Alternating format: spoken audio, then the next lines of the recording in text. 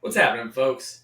In this video, I want to just talk about some standard SOPs that I think should just be common sense when it comes to running a sales team. And if you don't have these SOPs built out on paper and train your setters, closers, and managers on this, you're not even doing the bare minimum basics. So let's dive in. I don't really have much else to say outside of that. So let's talk about some key setter SOPs that you gotta have. First thing is you gotta have a setter process. Like if you do not have this on paper and you're not training setters how to find and prioritize leads in your CRM, how to use the tech to support that process, a rough script or framework that they can run through, and when to set someone and when to nurture someone and how to do that nurturing, if you are not training them on that process, you're screwing up. It's a very simple process to train on. It should be a Google Doc combined with Loom videos. It could be in a Thinkific portal or a Kajabi portal. It could be used with Scribe AI, which is an SOP AI like SOP software. Do any of those things. But these four things have to be covered in your setting process. And if you don't do that, you're not setting your setters up for success. Second thing is the handoff process. After they make a set or during the set, how do they book with a closer? How do they confirm that call? Are they sending content that we want to be standardized between the set and the call with the closer? And then ultimately, how are they communicating with closers to make sure that they're prepping the closers to have a successful call and actually close their deal? We have to train these setters on what this handoff process looks like. It has to be standardized. If it's not standardized and every setter is doing their own things, they're booking calls their own way, they're confirming calls their own way, they're sending whatever piece of content they feel like, they're communicating with closers on Slack and WhatsApp and iMessage and Voxer and the CRM and all of these different areas, you're going to have a hard time managing your team. So standardize these things in the handoff process and make sure your setters know how to do them. Next, the confirmation process. This is optional, okay? Confirming during the handoff process is different than confirming pre-call. Confirming during the handoff process might be an introduction in a WhatsApp group chat. Hey, prospect, this is closer. Closer, this is prospect. Just so you know, this is their XYZ situation. This is the problem they want you to help solve. They've been following us for 2 years, etc., etc., etc. Okay? The confirmation process could be manual. It could be automatic. It could be using a tool like OneSub or Calendly and automatic SMS and email confirmations. It could be an actual phone call on the day of the call or the day before the call to just make sure that the prospect's going to make it. Sometimes you have setters do this. Sometimes you have closers do this. Some prospects or some clients that we work with and some businesses that we've worked with, they've had a full-time person just confirming. I don't care what it looks like, but you need to have a confirmation process. And if the setters are going to do it, it needs to be standardized across the board so everybody's doing the same thing. Last thing is the admin process. Okay? The admin process is how are they updating the CRM? How are they tracking their numbers? And are they doing any sort of EOD reporting, end of day reporting, and what does that look like? These 4 SOPs, these are not all inclusive of everything that you're going to need in a setting department. But if you are trying to build a setting team and you don't even have these 4, start there and it will make a difference. Let's move on to closers.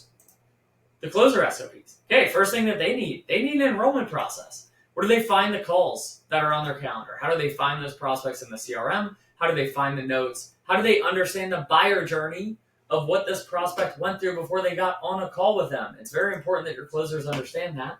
The next thing is what script or framework are they working through? And what is our standardized process to handle objections? If we're not training on these things and we don't have clarity and a baseline for what this enrollment process should look like, you are not setting your closers up for success. Second thing, handoff process. This is post-enrollment. So how do they process payment? How do they set the proper expectations on next steps with the prospect that they just enrolled that's now a client? And then how are they communicating with fulfillment so we're setting fulfillment up for success? These 3 steps, processing payment, setting expectations with the client, and communicating with fulfillment so fulfillment is prepared to best take care of the client, crucial in the handoff process post-enrollment with closers. If you're not doing this, not only are you setting your closers up to have more refunds, higher defaults, less commissions, you're also setting your fulfillment up for a bad time as well.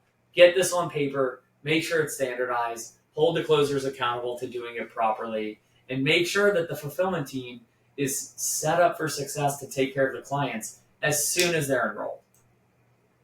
Next thing, confirmation process. Just like setters, confirmation process is totally optional. It's up to you if you want your closers to do it. Sometimes clients do it, sometimes they don't.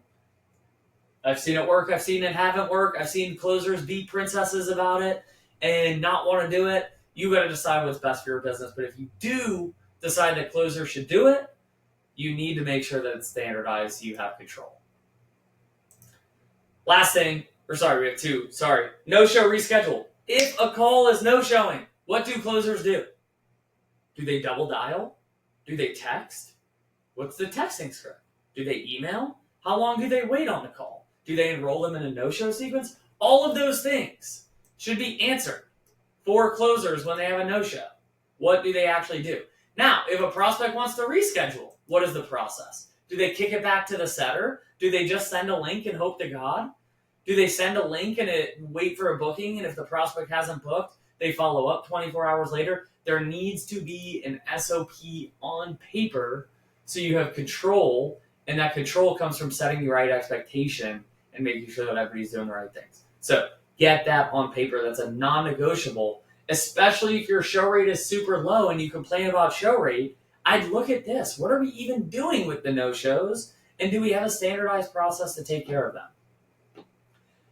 Last thing, just like setters, we need an admin process. How are they updating the CRM? Where are they leaving notes? What's our expectation of notes? Is there specific questions we want them to answer? Do we just want them to freeform, free ball, leave whatever in there?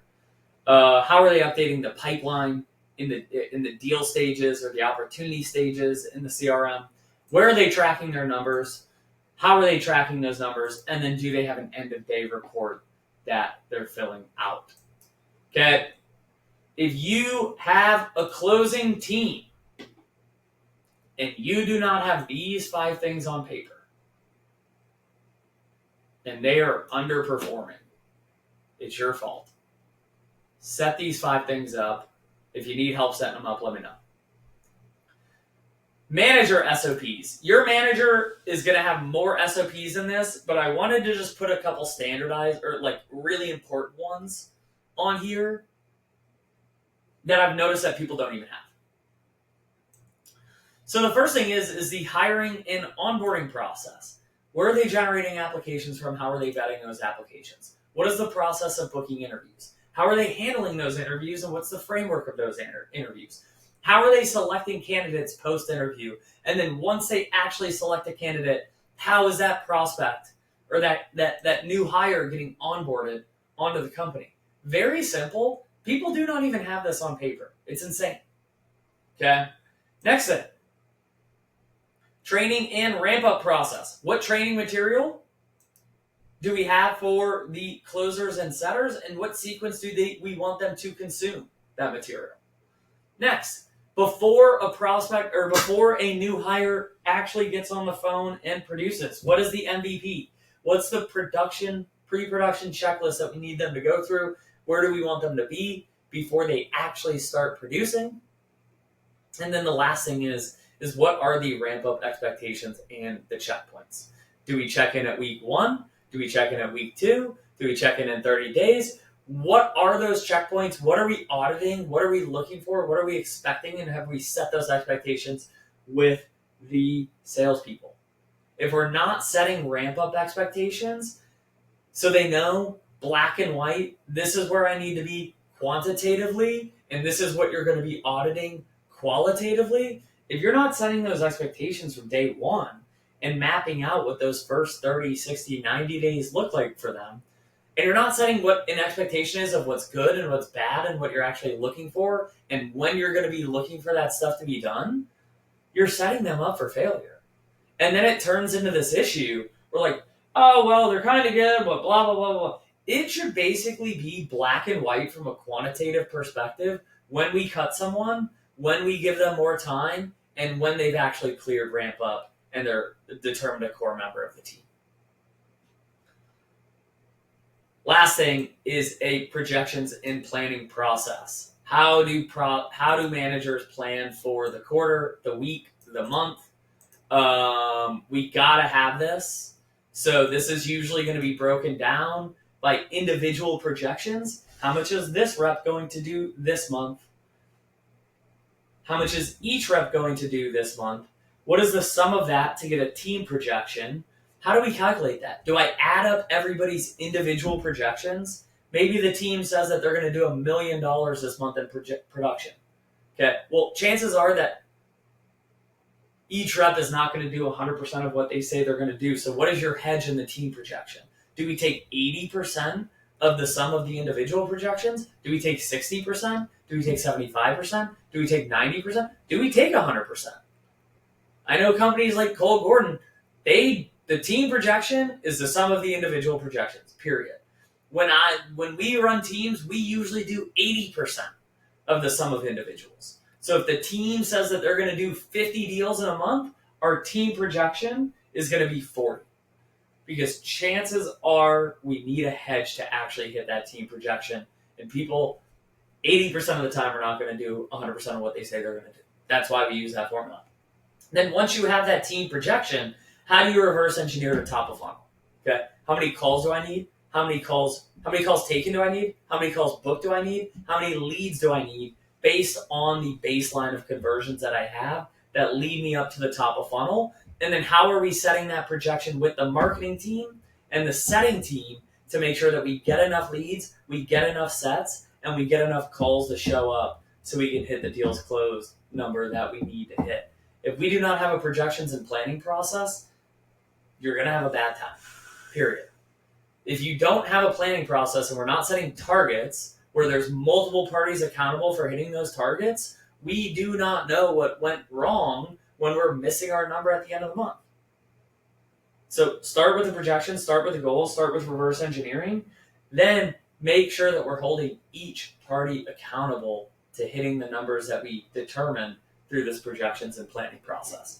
Hope this helps. If you guys do not have these SOPs for both all your setting team, your closing team, and your management team, then get these SOPs on paper. Make a Google Doc, make a Loom, use Scribe, get it into a training portal or a training document so everybody's educated on it. And then it should be black and white. There should be no decisions being made in these processes, except for really the enrollment process and the setting process. But I guess I'm done. There should be decisions being made through all of these processes, but they should all have standardized black and white aspects to them. Let me know if you have questions. Hope you enjoyed this video. Hope it helps.